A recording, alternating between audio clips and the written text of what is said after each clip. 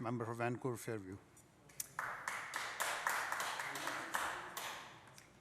Thank you, Honourable Speaker. It gives me pleasure to rise to try and put some perspective in this debate from my view on both the opposition's position on resource development, my concerns about some aspects of both the project development agreement and the bill that would enable it, as well as some of the comments I've listened to from the government side of the House. Let me say that the last time I followed the Minister of the Environment, I was in a position to congratulate her for some actions, but I don't think I'm going to be doing that today, although she did raise a number of important issues in her speech. However, I think it's important to note that at the beginning of her speech, she appeared to characterize the opposition's position as one in which we would essentially be saying no to this development and no to all kinds of development. Our position is quite different. Our position is that we support responsible development of British Columbians' resources with a number of conditions. And those conditions are that British Columbians get a fair return from the resource, because in fact we own the resource collectively, and simply selling it short isn't good public policy. Another condition is that we want to find jobs for every British Columbian who's ready to work and ready to be trained, and part of that scenario is a whole suite of policies that actually go back 14 years or so to indicate why we perhaps are now in a position of having to seek assistance from temporary foreign workers because we don't have a training system in British Columbia and haven't had a training system in British Columbia that would provide job-ready British Columbians for this industry. We also believe that there needs to be true partnerships with First Nations, and this particular project and the project development agreement fall short in this area. Clearly, when you have challenges from the Las Qualams, challenges from the Gitgat to the location of the terminal, the proposal itself, based on their traditional fishing rights, their history, and the potential impact on salmon from the positioning of the terminal, that is a very, very, very critically important issue that has to be resolved. And it's not something that should be left to the end of an agreement. It's not something that should be taken for granted. It's a critical piece. And finally, very importantly, and I'm going to spend much of my time talking about this, is protection for our air, land, and water, which of course includes climate. Honourable Speaker, I'll digress for just a minute. We have seen for the last number of years incredible droughts in California. This year we saw droughts in Washington State, as well as water shortages in British Columbia itself. Honourable Speaker, it's not going to get better. Nobody who's acquainted with climate science believes that things are going to get better. They're going to get worse. We're going to have to do everything we can to mitigate and everything we can to adapt, while we're seeking to provide food security for British Columbians.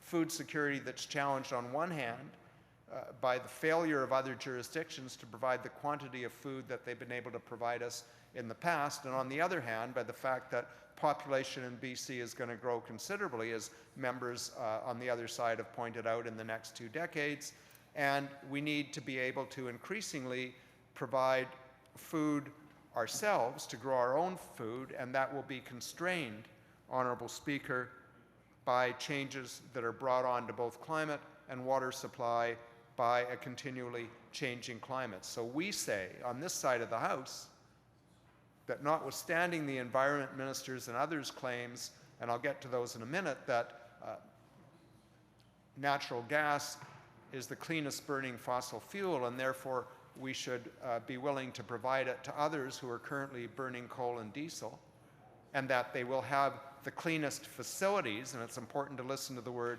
facility, that we say our responsibilities go further. Our responsibilities should cover the entire production chain, transportation chain, as well as the compression chain itself, the facility itself. And that as we do that, if we do that, we also need to have an overall climate action plan in British Columbia that has within it a clearly stated goal that's achievable in terms of meeting our legislated greenhouse gas reduction targets, which means that we have to have policies in a whole bunch of other areas that target industry, transportation, and development around the province to reduce greenhouse gas emissions as rapidly as possible to account for any place where they're going to increase. But, Honourable Speaker, listening to the comments from members opposite, I feel like I'm operating in this chamber in a cloud of the Premier's pixie dust, where she thinks she can say that we're going to have the greenest LNG in the world, while conveniently ignoring the greenhouse gas emissions of methane, carbon, both at the wellhead and in the transportation pipeline section, and can simply focus on the compression itself, even though that is questionable when we're powering the compression with gas. You can't simply pick and choose where the emissions are coming from, Honourable Speaker. They're all going into the atmosphere, and if it's part of a project, it's part of the emissions, it's part of the impacts on climate change, it's part of the greenhouse gas emissions that British Columbians expect us in this chamber, and particularly government, as agreements are signed with proponents on liquid natural gas, to address.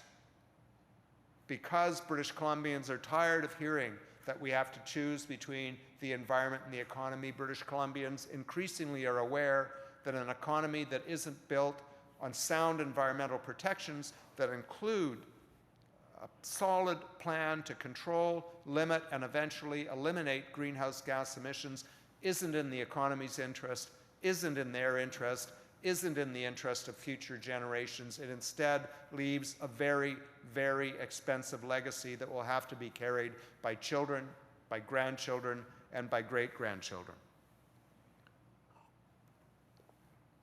It's not just a legacy of livability, Honourable Speaker, it's a legacy of cost, whether it's the cost of fighting fires that have ramped up in both intensity and in terms of hectares being burned every year, as well, of course, in costs. Now, Honourable Speaker, the Minister of Environment thought it odd that we would quote Premier Campbell's former Chief of Staff, Martin Brown, because his opinions were somehow not factual. But, Honourable Speaker, his comments were in fact about the whole nature of bargaining agreements. If I might paraphrase the statements of the Minister of the Environment early in her speech, she seemed to be saying that this development is so important to British Columbia that it can only proceed if we get a deal at whatever terms we can get, that that's the best deal we can get, and the opposition is simply illogical and unreasonable in expecting that better deals could be had. Well, let me, notwithstanding the objections of the Minister of the Environment, read from some of the statements of the former Chief of Staff to the Premier, because they have to do with negotiations, and they ring true to me as somebody who spent 30 years of my life involved in negotiations. Mr. Brown says, the Clark government hopes to rush that binding contract into law within the next several days in the dead of summer, although it is not obliged to do so. The enabling legislation need not be passed or put into force before the end of the session of the Legislative Assembly in fall 2015, or such later date as may be agreed between the parties. So, Honourable Speaker, here we are in this chamber in an unprecedented summer setting, rushing through an agreement so the Premier can put another notch on her belt as she talks about her ability to develop deals that will create, and she continues to say, 100,000 jobs. She continues to say will generate billions of dollars, and continues to imply will pay down the British Columbia debt, none of which clearly are true. This government isn't even willing to give us the time to consider properly all the aspects of the project development agreement as well as this bill. Mr. Brown goes on to say that it's important to know, for it would allow all legislators until at least the end of November, or even later if need be, to properly assess that deal. It begs to be expertly parsed and broadly exposed before it is imposed on our province. He then says it is a bad deal for BC that should give us all pause to reflect on the devil that is everywhere in the details.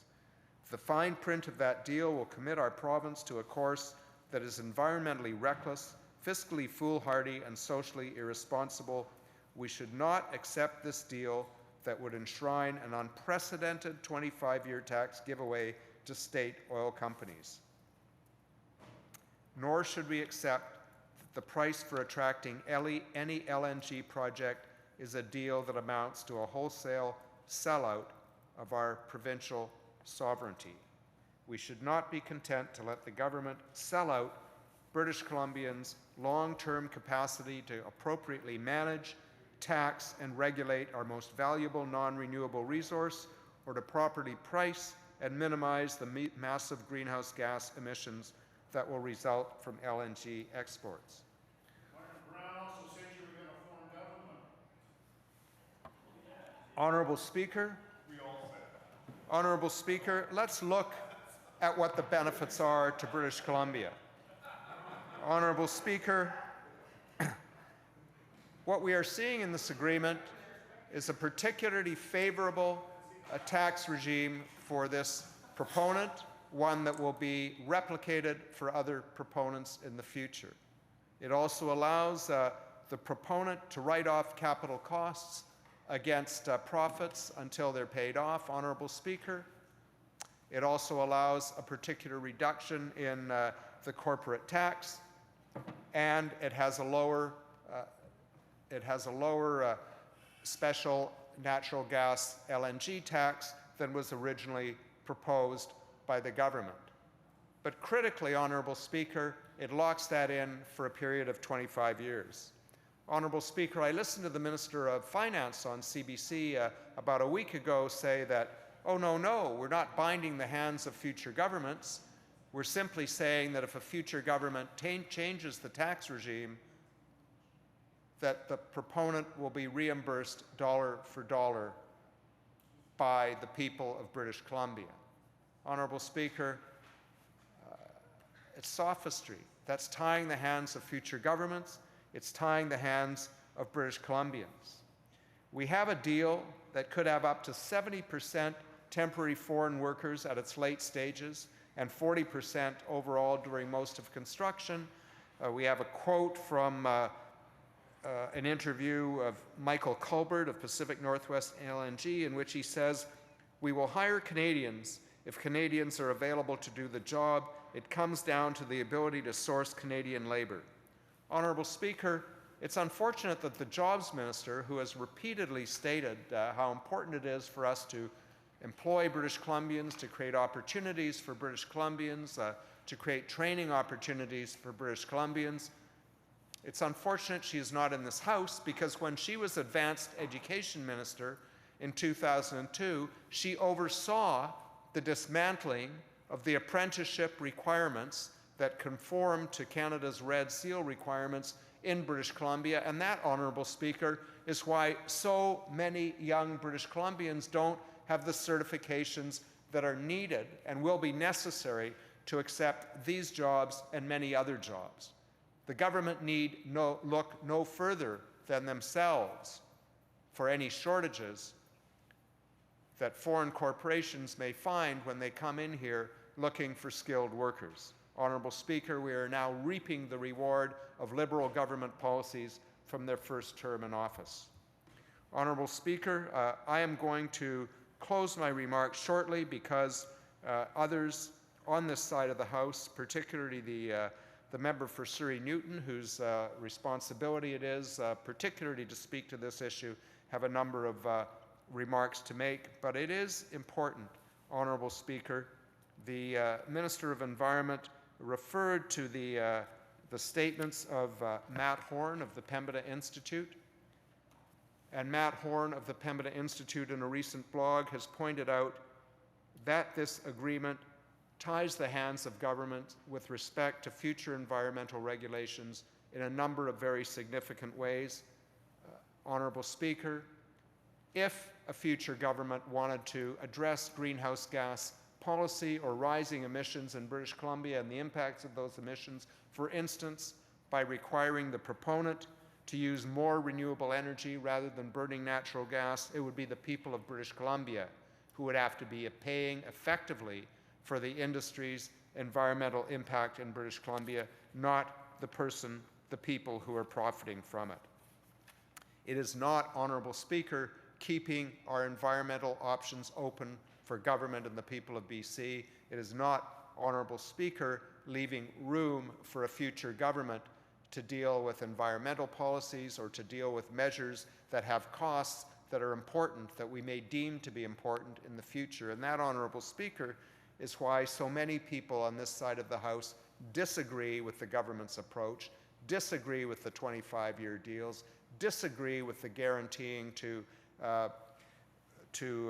Pacific Northwest LNG and Petronas that they will not have any additional costs if things change, as we know they will over the next 25 years. And with that, Honourable Speaker, I will take my seat.